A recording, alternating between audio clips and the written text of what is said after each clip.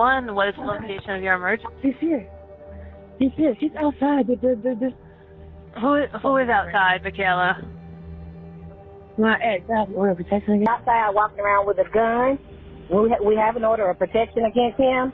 And I'm pretty sure he's looking for my daughter because my niece lives in those apartments. How do you know this person, ma'am? It's my ex-husband. It's my daughter's husband. Estranged husband. He just got out of jail like last week. November 15th, 2021. Michaela Carter, a 24-year-old woman from Antioch, Tennessee, had done everything right. She obtained an active order of protection. She called 911 with her mother, alerting police that her estranged husband, James lled, had shown up with a gun and violated that order. The officers responded, but they left without making an arrest. Just 10 minutes later, lled returned. He kicked in the door and shot Michaela in the chest and leg.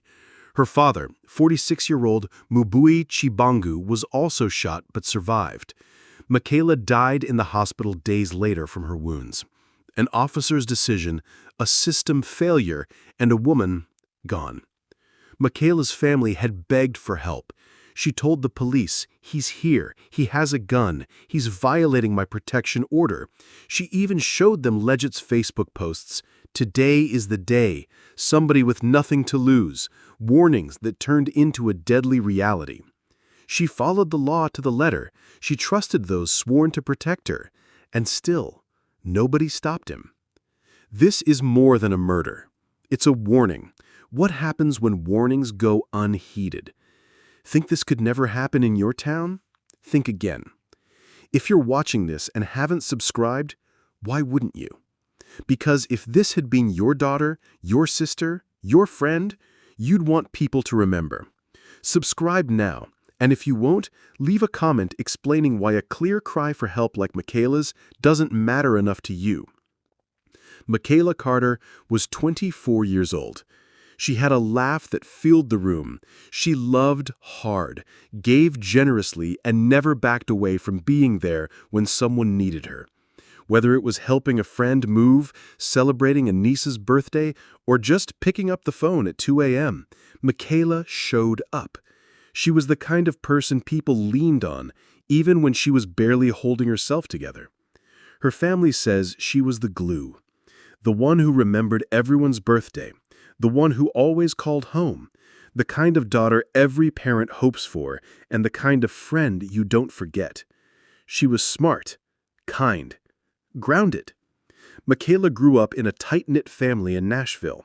She had dreams, not just for herself, but for everyone around her. She wanted to build something real, a home, a life, a future. And in 2020, she thought she'd found someone to build it with. That's when she married James lled. At first, Michaela believed she'd found a partner. He was charming, affectionate, and made big promises. They moved in together, posted pictures, shared milestones online. But behind closed doors, the story was different. The relationship started changing, slowly at first. Arguments turned into threats. Isolation replaced affection. Fear replaced trust. By the time Michaela realized how bad things had gotten, she was already afraid to leave. Her mother would later tell reporters she thought she could fix it, that it would stop. But she was wrong. Michaela wasn't just another domestic violence victim. She was a woman trying to survive a relationship that had turned dangerous while still trying to live, to hope, to heal. And just months before her death, she finally decided to break free. But that decision would cost her everything. James lled wasn't some mystery man. He had a record, a real one. A felony conviction, weapons charges, prior domestic violence. He'd been through the system more than once, and the red flags were there long before Michaela ever said, "I do." James had a pattern: jealousy, possessiveness, control. And when Michaela started pulling away, the threats got louder. He didn't handle rejection, he punished it. The abuse wasn't just emotional. Court records show bruises, emergency calls, police reports. She filed a protection order. She told friends she was scared. In one message, she wrote, "If something happens to me, it's him." On September 3, 2021, just weeks before she was killed, Michaela filed an order of protection in Davidson County. She detailed how James would show up unannounced, how he threatened her, how she feared for her life. She did everything the law tells you to do. But James didn't stop. He called. He showed up at her job. He followed her car. According to her mother, he harassed her nonstop. It didn't matter what papers she had. He didn't care. When Michaela refused to come back, James said something that still haunts her family. "If I can't have you, no one will." It wasn't just a threat.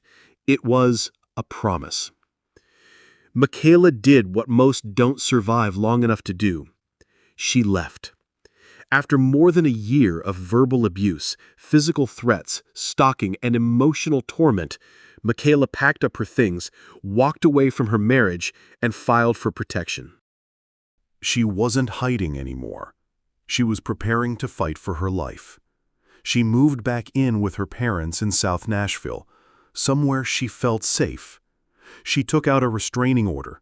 She filed it in court. She told the police everything. She warned them, warned everybody.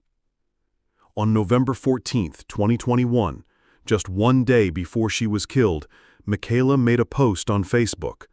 It read, "I got the papers. I called the cops.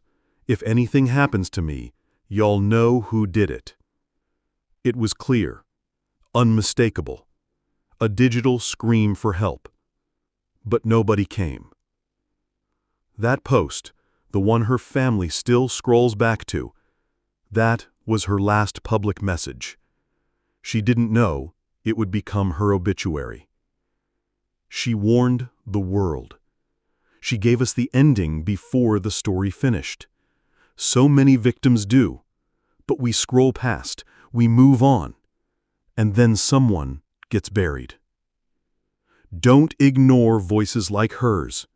Subscribe, because if people actually listened when victims spoke, maybe we wouldn't be telling this story at all. And if you're not subscribing, go to the comments and say it out loud. Tell us why Michaela's voice doesn't matter. It was after 2 a.m., November 15, 2021. Michaela Carter was supposed to be asleep, getting ready for her morning shift. But instead, she was on the phone with 911 again. Her estranged husband, James Leggett, had showed up at a relative's home. He had a gun. He wasn't supposed to be within 300 feet of her. He wasn't supposed to own a weapon. He wasn't supposed to be there. Officers from Metro Nashville Police responded to the call. They found James. They spoke with him, and they confirmed it. He was violating the protection order. Michaela's family stood by waiting for them to cuff him. But that didn't happen. According to the police report, officers told Michaela they didn't have enough to arrest him on the spot. They offered to escort her downtown to file an arrest warrant herself. She declined. She had work in the morning. She was tired. She thought maybe, just maybe, the worst was behind her. The officers left. 10 minutes later, James Leggett came back. She did everything right. She followed the law. She made the calls. She opened the door to the police. And then 10 minutes later, she opened it for her killer. If you think that kind of failure could never touch your family, you're wrong. If you believe these stories are just headlines and hashtags, think again. Subscribe now, because if we stop talking about this, we're next. And if you won't subscribe, scroll to the comments and tell us out loud why Michaela's voice doesn't matter. It was 2:49 a.m. 10 minutes after officers walked away, James Leggett came back. This time he didn't knock. He kicked in the front door of the apartment. Inside, Michaela was with her father and other family members. Her dad, 53-year-old Tim Carter, tried to stop him. He jumped in front of his daughter and was shot in the leg. James stepped around him, and then he fired twice. One bullet struck Michaela in the leg. The other hit her chest. Paramedics rushed her to Vanderbilt University Medical Center. She died shortly after. She was 24 years old. She had 10 minutes. 10 minutes between life and death. Because two officers said their hands were tied. Because the law gave her paper, not protection. And in those 10 minutes, she lost everything. If you think this kind of failure could never touch your family, you're wrong. If you believe these stories are just headlines and hashtags, think again. Subscribe now, because if we stop talking about this, we're next. And if you won't subscribe, go to the comments and say why. Say out loud that Michaela's life and her death don't matter enough for you. James Leggett never ran. He didn't try to leave town. He didn't try to lie about what he did. He was still there when officers arrived, standing outside the home, holding the same weapon he used to murder Michaela Carter and shoot her father.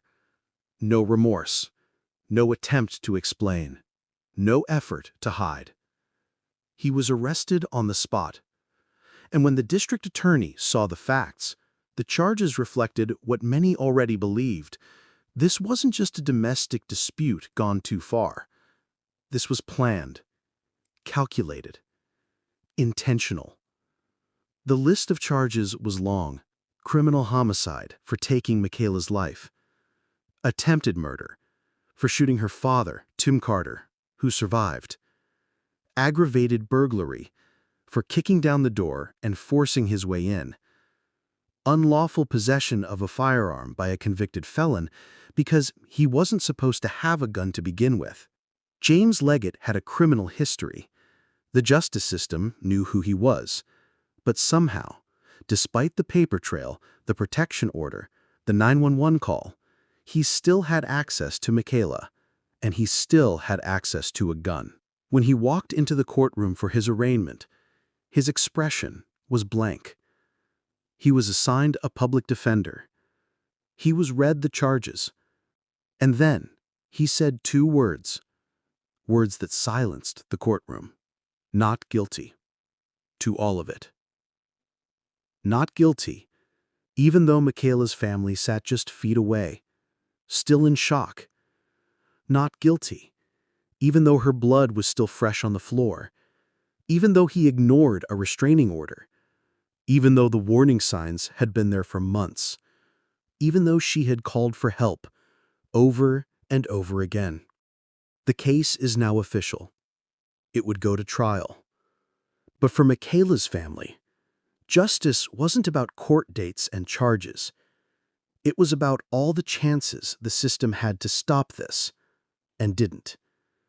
In the months that followed Michaela's death, one question echoed through Nashville. What if police had arrested James Leggett that night? Michaela's mother, Kimberly Jones Mbui, had the same question. And in February 2023, she made her answer public. She filed a wrongful death lawsuit against the city of Nashville and the Metro Police Department. In court documents, Kimberly accused the officers of negligence. She said they had the evidence, texts, protection orders, and 911 calls. They had a legal obligation. They had every opportunity. In front of the cameras, she stated it plainly. They knew. They could have stopped it, but they didn't. Her words voiced the outrage felt by many in the community. The lawsuit didn't just point fingers. It demanded accountability. It demanded change. And in early 2024, the city of Nashville agreed to a settlement of $250,000 with Michaela's family. It was not about the money. For Kimberly, it was about acknowledgement, an admission that failure didn't come from nowhere. It came from a decision. But the settlement went further. It included policy reforms meant to prevent another tragedy like this. Officers are now required to activate body-worn cameras during all domestic violence calls, no exceptions. Dispatch and patrol now issue real-time BELO, or be on the lookout, alerts across the department when a protective order violator is reported. These changes came because someone died. Someone's daughter. Someone's mother. Someone's Michaela. It took a young woman dying before the system realized change was overdue. But it shouldn't take another one. If you believe that laws should protect the living, not just mourn the dead, hit that subscribe button.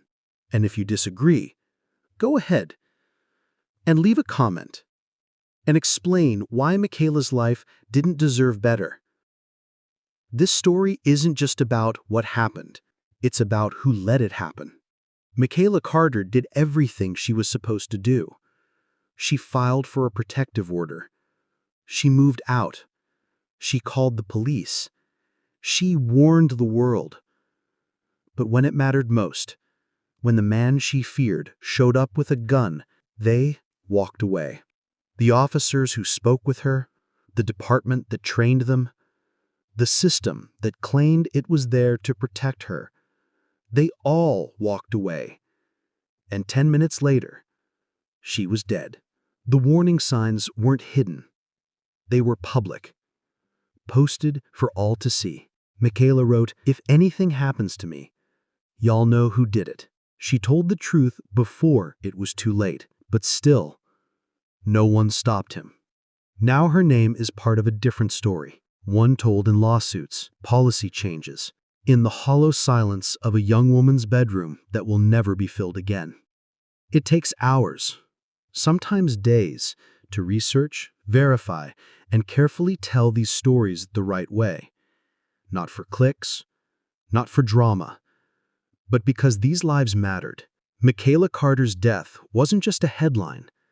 It was a failure of law, of protection, of listening. How many more do we have to lose before that changes? If you believe stories like this deserve to be told with care, subscribe now. It costs nothing, but helps make sure these victims aren't forgotten. And if you won't, don't hide. Drop a comment and explain why Michaela's story and the work that went into telling it didn't matter enough for a single click. And if you thought Michaela's story was haunting, wait until you hear what happened. In Avery Ridge, a woman filed for divorce at 10:32 a.m. By 11:15, she was gone. 2 weeks later, they found her buried behind her husband's church. Subscribe now and turn on notifications, because justice demands witnesses, and silence only protects the guilty.